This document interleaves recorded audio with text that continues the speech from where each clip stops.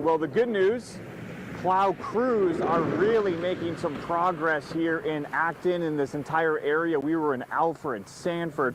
Nearly every car you see on the road has a plow attached to it. That's the good news. We've been waiting, not watching. The first few hours when we were here, we were able to see a lot of police cruisers flying up Route 196. We've moved from the media staging area off Lisbon Street. We are now on Canal Street, actually literally standing on one of the dams that the Maine Department of Inland Fisheries and Wildlife is controlling to help with the water flow and the currents. That's because they've been spending much of the afternoon out on the water in boats. We saw a few of those boats in the past hour or so, but as the sun continues to set, they are heading back to the boat launch, which is where police found the suspect Robert Card's car on Wednesday night. Picture going to your local county fair.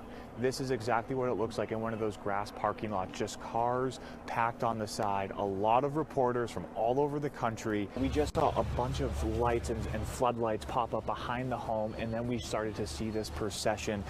This is the road that we came up. So yes, in theory, these cars are making their way out. Again, I'm whispering right now. It's very quiet. Air Force One officially landing on the ground here in Brunswick, as you'll see it come across the runway. Now, there was about a 2-mile stretch of road closed from around 8 p.m. last night. That's when police responded to that shooting incident that happened somewhere in that 2-mile area. Now, the road was closed from here on Main Street to Valley Road. It's also a location where a lot of local schools are. Now, because of this investigation, because of that road closure, RSU 56, the Dirigo School District, did announce it is closing schools today. Now, one reason for that is our photographer Tom Phillips was able to see the Maine State Police evidence response van leaving a nearby home near Dirigo Elementary School. Now, not only does General Dunn have more than 30 years of service to her state and her country, but she also served overseas when she deployed to Afghanistan in 2009. She told us earlier that today's event reminded her of that deployment ceremony 15 years ago. The only difference is her son is not a young child anymore. He salutes her as he is a second lieutenant in the Maine Army National Guard. Amanda? Secretary Bellows, I know we've talked about why this primary day is a little bit different than what Maine voters, especially those unenrolled voters, are used to in the past. Take a look at how big these plows actually are. So if you do see them working near your home, near your apartment, make sure to give them the time and the space that they need to get all that snow out of the way on Sunday. Now, all that being said, local plowing companies, local hardware stores across southern Maine are ready to serve. For kids in southern Maine, this was a day they've been waiting weeks for. They didn't have to worry about school. They didn't have to worry about class. They could just go outside and be, kids. But as we found out today, snow days can also bring out the kid in a lot of adults. Yeah, Jack, well, unfortunately, our boys from Maine losing to Pennsylvania this afternoon 5-3. But how about this? More than 22,000 people were here in Williamsport, Pennsylvania to watch the game. For reference, that's almost the amount of people living in Gray, New Gloucester, and Raymond combined. It is a pretty big day for Patriots fans and all of Patriots Nation as Tom Brady is going to be inducted. Rebecca, I will have all the details coming up in our next half hour, okay? As you can tell, the red carpet is filled with former players, musical artists, celebrities that are household names all over New England. In fact, we just talked to John Bon Jovi and Robert Kraft a couple minutes ago. John Bon Jovi talking about, of course, he loves Tom Brady. He's the greatest player of all time. That's why he wanted to come to the Patriots Hall of Fame induction ceremony. It also helps that when the Patriots score touchdowns, a John Bon Jovi song plays. And he's the first one to cross the finish line at the TD Beach to Beacon race in Cape Elizabeth. For a big story like this, we wanted to hear from all sides. So we came to the infamous spot to ask the poll some hard-hitting questions. First, what's your deal? Why do cars constantly drive into you? Dodging the question. The music is on. It's time for a Sunday Storm Center, and this is the reason why. We are taking a live look at the conditions in Portland, where it's been snowing heavily all day. Good evening, everyone, and thanks for being with us. I'm Sam Rogers. Hey, in case you haven't heard, this is the first big snowfall southern Maine has seen yet this winter. Right now, we have meteorologist Dana Osgood on the weather deck monitoring the conditions and snow totals for us, and meteorologist Jason Appy is in the studio. Jason, we'll start with you for our first look at this storm that's not just bringing a lot of snow, but wind and cold, and it really hasn't died down yet. A fourth person has been arrested in connection with the death of a man from Corinth. A detective with the Bangor Police Department says Holden Melvin was arrested by the Piscataquis County Sheriff's Office yesterday. Melvin was wanted for hindering apprehension or prosecution in the death of Dylan Caruso. Caruso was found dead in Exeter last week after being missing for almost a month. Dylan Boyce and Dylan Belanger are also accused of interfering in the investigation. Kenneth Creamer is accused of killing Caruso. People across our state have reported being taken advantage of by sophisticated scammers who are claiming to be law enforcement officers.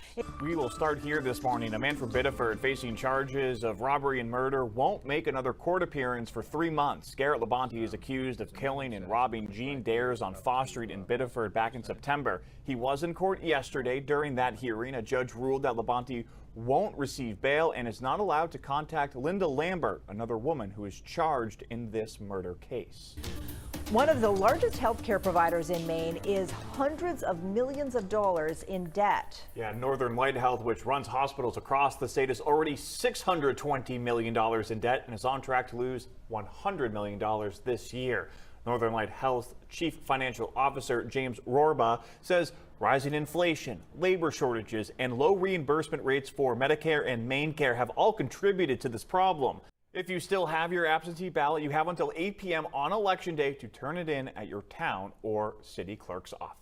More parents in Central Maine are going to have access to some child care. Yeah, that is because the Katahdin Higher Education Center at Eastern Maine Community College is unveiling a $4 million expansion of its child care center. Hey, thanks for getting up early with us this post-Halloween Friday. I'm Sharon Rose. And I'm Sam Rogers in for Lee Goldberg. Todd is here as we kickstart another day that looks like it's summer, fall, spring, winter. I don't know anymore. Weird start to November. Anyway. I was leaving to come here early on this morning. My roommate was literally asleep on our couch in the living room because it was colder there than in his bedroom. Yeah. Did you wake him up? No. Did you wake him up? No. Or were you like tiptoeing by him? Tiptoeing. Yeah. He'll wake up and see us on TV talking about it. Good morning, Joe. Good morning, Joe. And doctors are reporting an increase in cases of a lung infection known as walking pneumonia right now. Yeah, the biggest increase this year is among children. Doctors say walking pneumonia is milder, so like the name suggests, people who have it may be able to be out and about with no problem. Well, now here's your morning rush. A man from Biddeford will be spending the rest of his life in prison after being convicted of shooting and killing his landlord. In 2021, Randall Hennessy shot Douglas Michaud several times during an argument. Court documents say Michaud was trying to evict Hennessy. At the sentencing yesterday, the judge said it was clear Hennessy was not acting in self-defense as he claimed. 2 people were taken to the hospital after a 3-car crash on Route 302 in Casco, according to the Cumberland County Sheriff's Office. Deputies say Kevin Lavoie was riding a motorcycle on Route 302 when he crashed into a pickup truck that was waiting to turn left, then hit an SUV in the opposite lane. Lavoie was life-flighted to Maine Medical Center with life-threatening injuries. The driver of the SUV was taken to the hospital with minor injuries, and the driver of the truck was not hurt. A person was severely burned after a house fire in Skowhegan. According to the fire marshal's office, the Skowhegan Fire Department responded to reports of a fire at a home on Waterville Road. One person who got out of the home was taken to the hospital and is in critical condition. It is unclear if anyone else was in the house. We will keep you updated as we learn more. And people in Waldo County will soon have better access to high internet speeds. The officials with the U.S. Department of Agriculture say nearly $4 million is set to go to the company Direct Communication. Officials say the company will use the funding to get fiber optic internet service to more than 600 homes and 15 businesses in Waldo County. The grant comes as part of the USDA Community Connect program. And that is your morning rush as we hit 6:04 on your Friday morning. You got to play to your expectations. They don't know what it's like to, be in your shoes, to have all this pressure and eyes on you. So that's something I still remind myself too. This week, Topsom's Caleb Manuel played his first tournament in our state as a professional. The individualized nature of the sport can be rewarding when things go well and frustrating when they don't.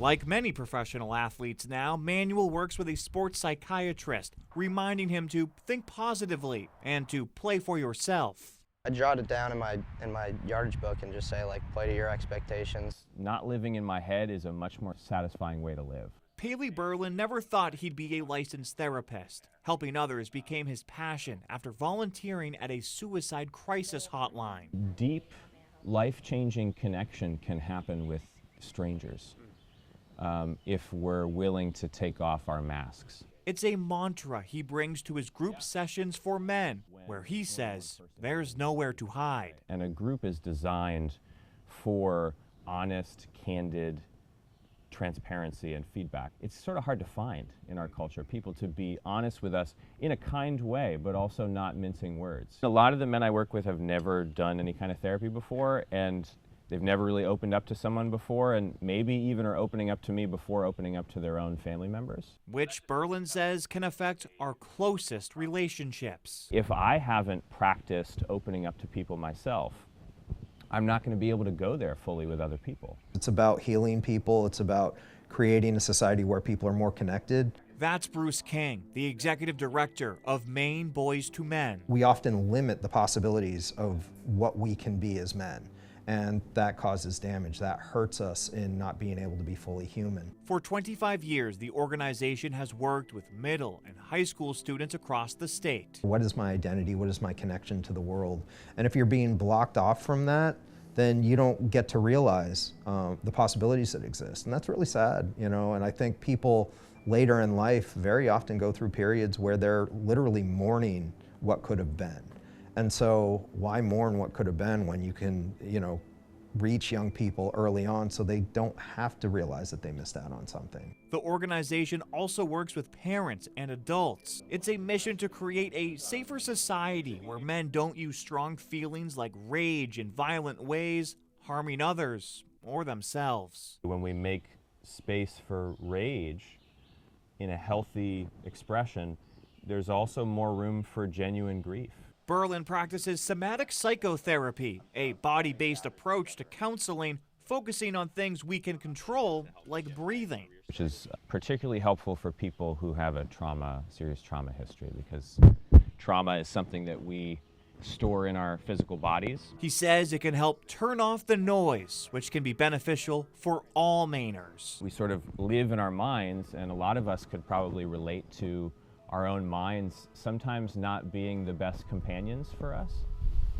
Exploring nature and grounding yourself are other ways, Berlin says, that can clear and open your mind.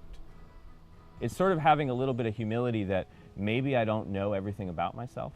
You know, maybe there are things that I could learn about myself that would enable me to feel even more satisfied with my life, even though it's already going pretty well.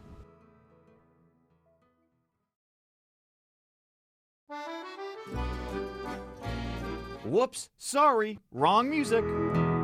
There we go. That place in France is known as the City of Lights, the City of Love, but our Paris is the heartbeat of the hills. And if we really want to learn more about Paris, Maine, we should probably get a history lesson. There was the barber shop, an IGA store, we had 2 drugstores, Minnie's restaurant where the kids hung out. Vicky Matiro is our historian helper. She has deep roots in this community. My grandfather had a dairy farm, and my father was a barber in the South Paris village, so we knew a lot of people. She did some research for us and found that some early settlers came from the Cape Ann Peninsula in Massachusetts. So when they formed this society, they decided to call it the Paris Cape. Founded in 1793, we assume the town was named after its French counterpart. Vicky went through pages and pages of historical notes to confirm. And I saw where it said they think it was, but they can't prove it. Oh, interesting. Lost in the times, like a lot of information was lost when Ben passed away. Ben Conant was the first and only curator here, a man that knew every detail about his town that he was so passionate about. You could ask him about any building, any road that isn't even a road now, and he could tell you what was there. Well, speaking of history, Abraham Lincoln's first vice president, Hannibal Hamlin, was born here, and the family has a museum right next door. An 1860 campaign flag and other pieces of history located in the old Oxford County Jail. And it's a good thing to be connected to the past. That's Louis Berkowitz of Timberwoods Farm, growing mushrooms out of a barn that's nearly 200 years old. They don't grow like anything else that we've grown in the past. While he's from away, Berkowitz works with local restaurants and businesses, and the farm gives back to its new community. The Maine people are probably the most friendliest people that I've ever run into. The drive-through Market Square looks different than that major roundabout in the other Paris. Hey, Paris, France, that's what stopping at an intersection looks like.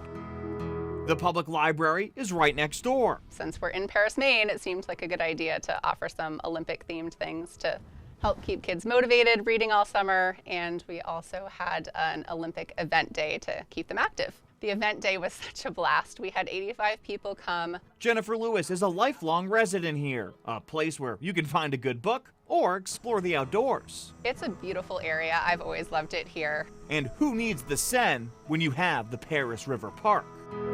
Sure, France has great wine, cheese, champagne, but do they have Circle K's selling 79-cent Polar Pops? I don't think so.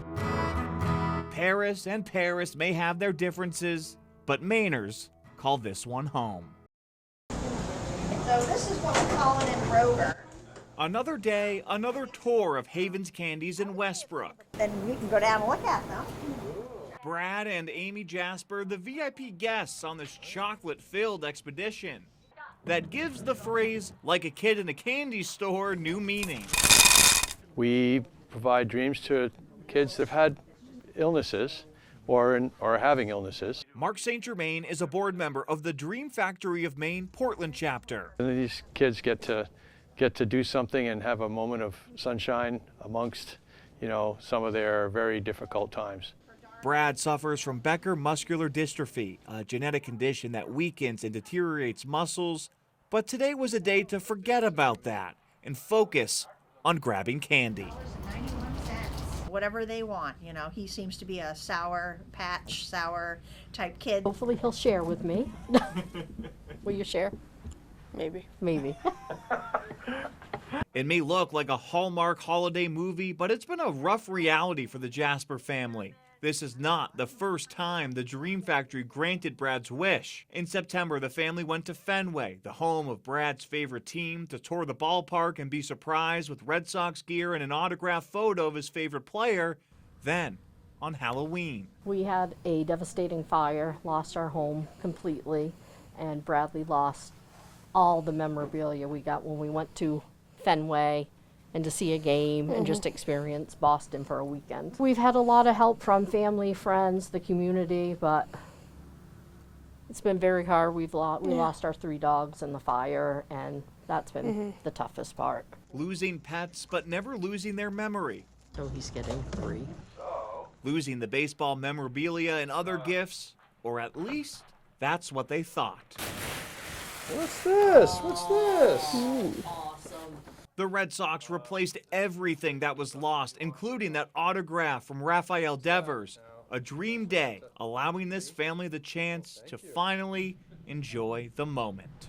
Yeah. It's hard to ask for help. Yeah. It's hard for all of that, so just to be able to come here and have a shopping spree and not have to worry about anything has been great. Wow. Right. We just hope that the candy lasts for at least a couple of days.